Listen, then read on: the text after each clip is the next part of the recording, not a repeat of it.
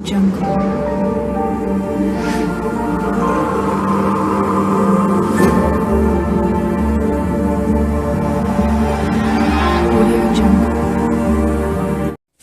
Hello students, आज আমি আলোচনা কৰিম এইচএস সেকেন্ড ইয়াৰৰ অৰ্থাৎ ক্লাস 12 ৰ ইংৰাজী সিলেবাসখনৰ বিষয়ে।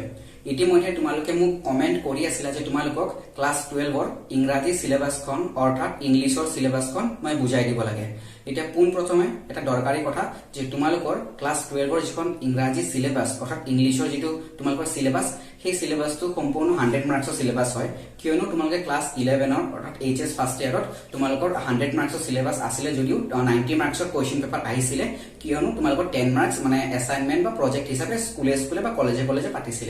90 মাৰ্কছৰ কোৱেশ্চন পেপাৰ আছিল ক্লাস 11 ত, কিন্তু ক্লাস 12 ত সম্পূৰ্ণ তোমালোকৰ 100 মাৰ্কছৰ কোৱেশ্চন পেপাৰ হ'ব। মই দেখুৱাই দিছো কোৱেশ্চন পেপাৰ যেটা তোমালোকৰ ডাউটটো ক্লিয়াৰ হৈ যায়। 2000 তোমালোকৰ 18 ৰ কোৱেশ্চন পেপাৰ 2018 ত 100 মাৰ্কছৰ কোৱেশ্চন আহিছিল। মই কোৱেশ্চন পেপাৰটো ধুনিয়াকৈ ফটো মাৰি পিডিএফ হিচাপে ডেসক্ৰিপচন দি দিম। তোমালোকে ডেসক্ৰিপচনত গৈ তোমালোকে চাই লবা কোৱেশ্চন পেপাৰখন তোমালোকে কেনেকুৱা কোৱেশ্চন আহিছিল, কেনেকুৱা কোৱেশ্চন প্যাটাৰ্ন, কিমান মাৰ্কছৰ কোৱেশ্চন আহে গুটেখিনি চাই লবা। ঠিক আছে, এতিয়া তোমালোকে গম পালা যে 100 মাৰ্কছৰ তোমালোকৰ মূল সিলেবাস। এতিয়া সিলেবাসখন বুজাই দি আছো যে সিলেবাসখন কোড কি আছে। তোমালোকে যেতিয়া কোৱেশ্চন পেপাৰখন পাবা হাই সেকেন্ডাৰী যেতিয়া ফাইনেল এক্সাম দিবা, এই এক্সামত এই সিলেবাসখনৰ প্ৰথমতে তোমালোকে পাবা পেছেজ ৰাইটিং। ঠিক আছে, পেছেজ ৰাইটিংত তোমালোকৰ কিমান নম্বৰ থাকিব? 10 মাৰ্কছ থাকিব। তোমালোকৰ যে 100 মাৰ্কছৰ সিলেবাস, এই 100 মাৰ্কছৰ ভিতৰত 10 মাৰ্কছ তোমালোকৰ পেছেজত যাব। ঠিক আছে, পেছেজ ৰাইটিং। পেছেজখন সম্পূৰ্ণ আনসিন হ'ব। ঠিক আছে, কিয়নো ক্লাস 10 ত তোমালোকে পেছেজ ৰাইটিং পাইছিলা যেটো সিন আছিল, আনসিনও আছিল, এটা সিন পেজ আছিল, এটা আনসিন আছিল। কিন্তু ক্লাস 12 ত সম্পূৰ্ণ আনসিন 10 মাৰ্কছৰ পেছেজ হ'ব সম্পূৰ্ণ আনসিন। তাৰ পিছত সেকশন বি। ঠিক আছে, 10 মাৰ্কছ গুছি গল পেছেজত। ঠিক আছে, কোৱেশ্চন পেপাৰৰ 10 মাৰ্কছত তোমালোকৰ পেছেজ গুছি গল।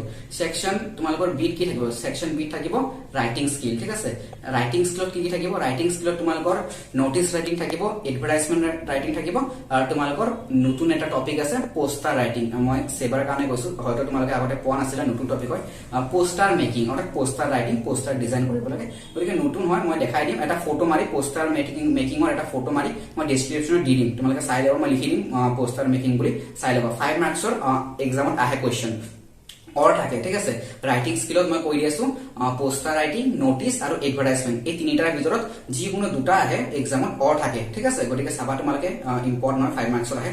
তাৰ পিছত কি আহে? ৰাইটিং স্কিলত ইয়াৰ পিছত থাকিব 10 মাৰ্কছৰ ৰিপৰ্ট ৰাইটিং। ৰিপৰ্ট ৰাইটিংৰ লগত কেতিয়াবা ৰিপৰ্ট ৰাইটিংৰ লগত অৰ আৰ্টিকেল ৰাইটিং দিয়ে, নহলে কেতিয়াবা ৰিপৰ্টে দি দিয়ে। ঠিক আছে, দুটা ৰিপৰ্টে দি দিয়ে। ৰিপৰ্টৰ মই কৈলো কেনেকুৱা ধৰণৰ ৰিপৰ্ট আহে।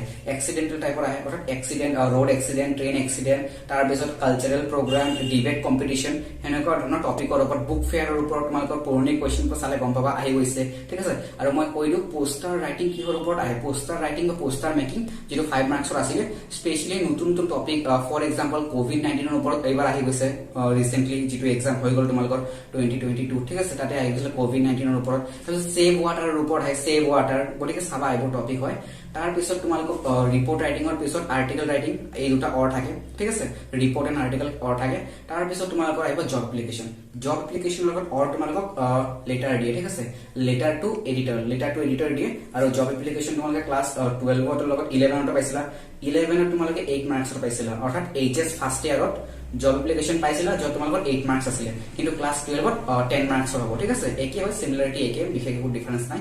চাবা তোমালোকে। তাৰ পিছত তোমালোকৰ জব এপ্লিকেশন লগত অৰ দিব লেটাৰ টু এডিটৰ। ঠিক আছে, তাৰ পিছত তোমালোকৰ সেকশন সি আহিব। সেকশন সি ব্যাকৰণ থাকিব, অৰ্থাৎ গ্ৰামাৰ। তোমালোকে গম পালা ইতিমধ্যে ৰাইটিং স্কিলৰ পৰা মুঠ 25 নম্বৰ আহিব। ঠিক আছে, 25 মাৰ্কছ আহিব ৰাইটিং স্কিলৰ পৰা। এটা গ্ৰামাৰত কি থাকিব? গ্ৰামাৰত কৈ দিও প্ৰথমতে নেৰেশন থাকিব। নেৰেশন তোমালোকৰ ক্লাস 10 ৰ পৰা অকমান ডিফাৰেন্স, অকমান দীঘলীয়া হয় সেন্টেন্সবোৰ, কিন্তু তোমালোকৰ এটা 2 মাৰ্কছ কে থাকিব, বিশেষ টান নহয়, 2 মাৰ্কছ থাকিব এটা। ঠিক আছে, আৰু তোমালোকক দুটা কৰিব দিব, 4 মাৰ্কছৰ নেৰেশন হয়, 4 মাৰ্কছৰ কোৱেশ্চন থাকিব নেৰেশন। ঠিক আছে, তাৰ পিছত নেৰেশনৰ পিছত তোমালোকক ভয়েস কৰিব দিব, চেঞ্জ দা ভয়েস। ক্লাস 10 ৰ লগতে সিমিলাৰিটি, বিশেষ টান নহয়। অপশনাল থাকে, তোমালোকক 5টা দিব, এনি 3 কৰিব দিব, অৰ্থাৎ 3 মাৰ্কছৰ কোৱেশ্চন আহে 12 ত। ঠিক আছে, তাৰ পিছত ভয়েসৰ পিছত তোমালোকক কারেক্ট টেন্স দিব কারেক্ট টেন্স তোমালোকক অপশনাল থাকিব খুবেই ভাল যে তোমালোকক কেতিয়াবা 6টা কেতিয়াবা 7টা দি দিয়ে এনি 5 কৰিব দিয়ে ক্লাস 10 ৰ লগতে আছে যেনেকা কৰিছিল সেনেকুৱাই হয় বিশেষ মানে টান নহয় সিমিলাৰিটি আছে বিশেষ মানে নতুন বস্তু নহয় একি হয় আগতে পাই আহিছে ইজি হয় মই ভিডিঅ'বোৰত মানে পৰৱৰ্তী ভিডিঅ'বোৰত এইবোৰৰ ওপৰত মই ভিডিঅ' বনাই থাকিম তোমালোকে যিমান পাৰা সকলোকে শেয়াৰ কৰি থাকিবা এটা তাৰ পিছত টপিক কি কাৰেক্ট টেন্সৰ পিছত কি টপিক কাৰেক্ট টেন্সৰ পিছত তোমালোকৰ আছে প্ৰিপজিশন ক্লাস 10 ৰ লেভেলতে আছে বিশেষ একো টান নহয় ক্লাস 10 ৰ যি পাইছিলা ক্লাস 12 ত অকমান বেছিকে চাব লাগিব হেতু হয় মই দেখুৱাই থাকিম টপিকবোৰ প্ৰিপৰেচন তোমালোকৰ 4 মাৰ্কছৰ হয় 4টা কৰিব দিয়ে 4 নম্বৰ থাকে কিন্তু তোমালোকে ক্লাস 10 ত কেৱল 2 মাৰ্কস পাইছিল আৰু হাফ কে আছিল এটাত কিন্তু ক্লাস 12 ত এটাত 1 নম্বৰ কে আছে খুবেই ভাল অপশনাল থাকে 6টা দিয়ে এনি 4 কৰিব দিয়ে এটাত 1 মাৰ্কস কে থাকে ঠিক আছে গতিকে প্ৰিপজিশন হৈ গল তাৰ পিছত তোমালোকৰ ডুএস ডাইৰেক্ট থাকে তাতে তোমালোকক কেতিয়াবা নেগেটিভ কৰিব দিয়ে উইদাউট চেঞ্জিং দা মিনিং ঠিক আছে তাৰ পিছত ইন্টাৰগেটিভ কৰিব দিয়ে ডিগ্ৰী থাকে তাৰ পিছত তোমালোকৰ simple to complex to simple অৰ্থাৎ সৰল বাক্যৰ পৰা জটিল বাক্যৰ পৰা সৰল বাক্য হেনেকুৱা ধৰণৰ কৰিব দিয়ে অসমীয়া পাইছিলা ক্লাস 10 ত অসমীয়া ব্যাকৰণত পাইছিলা গতিকে ৰাইটিং স্কিল হৈ গল এতিয়া ব্যাকৰণ হৈ গল ব্যাকৰণত মোৰ 20 নম্বৰ আহিব 20 নম্বৰত মই কৈ দিলো কি থাকিব 20 নম্বৰত নেৰেশন থাকিব 4 নম্বৰ কাৰেক্ট টেন্স থাকিব তোমালোকৰ 5 নম্বৰ ঠিক আছে ভয়েস থাকিব 3 নম্বৰ প্ৰিপজিশন থাকিব তোমালোকৰ 4 নম্বৰ আৰু ডুএস ডাইৰেক্ট থাকিব 4 নম্বৰ ডুএস ডাইৰেক্ট যিবোৰ মই কৈ দিলো তোমালোকৰ ওয়াৰ্ড অৰ্ডাৰ টাইপৰ প্ৰশ্ন হ'ব নেগেটিভ ইন্টাৰগেটিভ ডিগ্ৰী তাৰ পিছত তোমালোকৰ সেন্টেন্স মেকিং অৰ্থাৎ তোমালোকৰ ডিগ্ৰীৰ লগতে কাৰেক্ট কি কয় কাৰেক্ট সেন্টেন্স থাকিব ডিগ্ৰী এনেকুৱা ধৰণৰ মেইনলি তোমালোকে নেগেটিভ পাবাই উইদাউট চেঞ্জিং দা মিনিং ডুএস ডাইৰেক্ট ঠিক আছে তাৰ পিছত তোমালোকৰ ডিগ্ৰী পাবাই simple to complex to simple এনেকুৱা ধৰণৰ সেন্টেন্সবোৰ পাবা ঠিক আছে কোৱেশ্চন পাবা তাৰ পিছত তোমালোকৰ important section D very important section D কিয়নো 45 মাৰ্কস আটাইতকৈ বেছি সেকশন টেক্সচুৱেল কোৱেশ্চন আনসাৰ পৰা আহে 45 মাৰ্কস আৰু ৰিপিট ৰিটাৰৰ পৰা তোমালোকৰ আহিব 15 মাৰ্কস 15 নম্বৰ এই যে 45 নম্বৰ অৰ্থাৎ 45 মাৰ্কস যে হ'ব এই 45 মাৰ্কস তোমালোকৰ টেক্সটৰ পৰা হ'ব এই টেক্সটৰ তোমালোকৰ যেটো ৰিপিট ৰিটাৰ তাৰে পৰা হ'ব 15 মাৰ্কস ঠিক আছে 15 মাৰ্কসৰ ভিতৰত তোমালোকে 7 মাৰ্কসৰ এটা লং কোৱেশ্চন পাবাই ৰিপিট ৰিটাৰৰ পৰা হয়তো দা টাইগাৰ কিং নহলে তোমালোকে দা এনিমি ঠিক আছে তাৰ পিছত নহলে তোমালোকৰ মাঘ বিহু আৰু মাঘৰ দুমাহী এইবোৰৰ পৰা তোমালোকে 7 মাৰ্কসৰ এটা লং কোৱেশ্চন পাবা আৰু দুটা উঠাই আছে মুঠ ৰিপিট ৰিটাৰ তোমালোকৰ মুঠ 5টা উঠাই আছে 5টা লেসন আছে তোমালোকে গম পাবাই চালে মই যে সিলেবাসখন বুজাই দি আছো পৰৱৰ্তী ভিডিঅ'বোৰত মই কোৱেশ্চন আনসাৰ দি থাকিম চিন্তা কৰিব নালাগে তোমালোকে কেৱল শেয়াৰ কৰি থাকিবা সকলোকে গতিকে মই কৈ দিলো যে ইম্পৰ্টেন্ট কথা 7 মাৰ্কসৰ এটা কোৱেশ্চন পাবাই ৰিপিট ৰিটাৰৰ পৰা 7 মাৰ্কসৰ পাবা ঠিক আছে আৰু বাকি তোমালোকৰ 8 মাৰ্কস যি ৰৈ যাব 15 মাৰ্কসৰ ভিতৰত 7 মাৰ্কস গুছি গল লং কোৱেশ্চনত বাকি 8 মাৰ্কস তোমালোকে 2 মাৰ্কসৰ কোৱেশ্চন হিচাপে পাবা 4টা আহিব 2 মাৰ্কসৰ কোৱেশ্চন গতিকে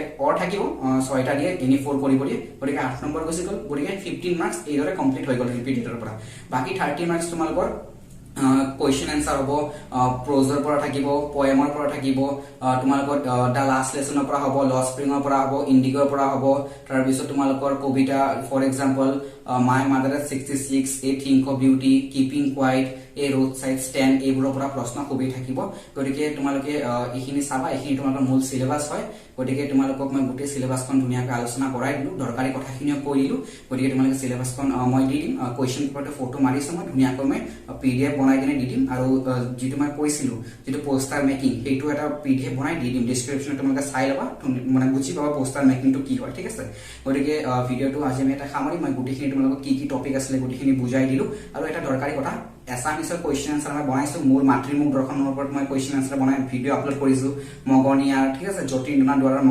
মগনিয়াৰ কথা কবিতাৰ সাৰাংশ আহিলে চাবা 2020 ত আহি গৈছিল ফাইনেলৰ 5 মাৰ্কসৰ তাৰ পিছত আনন্দৰাম বৰুৱা এইবোৰ লেসনৰ ওপৰত ভিডিঅ বনাইছিলো মই ডেসক্ৰিপচনত লিংক হিচাপে দি দিম লিখি দিম তোমালোকে চাই লবা এডভান্স সামিছৰ ওপৰত প্ৰশ্ন এডভান্স সামিছৰ অলংকাৰৰ ওপৰত প্ৰশ্ন প্ৰায় আহে গতিকে অলংকাৰৰ ওপৰত চাবা অলংকাৰ কাক বোলে কি প্ৰকাৰৰ কি অলংকাৰৰ প্ৰয়োজনীয়তা এইবোৰ টপিকৰ ওপৰত খুবেই প্ৰশ্ন আহে পলিটিক্যাল সায়েন্সৰ প্ৰশ্ন এইবোৰ আহে মই ডেসক্ৰিপচনত গুটেখিনি প্ৰশ্ন দি দিম পলিটিক্যাল সায়েন্সৰ শীতল যুদ্ধৰ পৰা প্ৰশ্ন আহে শীতল যুদ্ধৰ কাৰণ কি গোষ্ঠী নিৰপেক্ষ আন্দোলনৰ ওপৰত প্ৰশ্ন আহে ঠিক আছে গতিকে তোমালোকে এইখিনি চাবা গতিকে মই ডেসক্ৰিপচনত দি দিম গতিকে ভিডিঅটো আজি আমি এটা সামৰিম আজিৰ ভিডিঅটোৰ মূল বিষয় আছিল ইংৰাজী সিলেবাসখন বুজাই দিব লাগে গতিকে মই যিখিনি পাৰো বুজাই দিলো আশা কৰো সকলোৱে উপকৃত হৈছা গতিকে যদি ভাল লাগিছে ভিডিঅটো সকলোকে শেয়াৰ কৰি দিবা ভিডিঅটো আজি আমি ইয়াতে সামৰিছো পৰৱৰ্তী ভিডিঅত লগ পাম আমি গতিকে সকলোকে ধন্যবাদ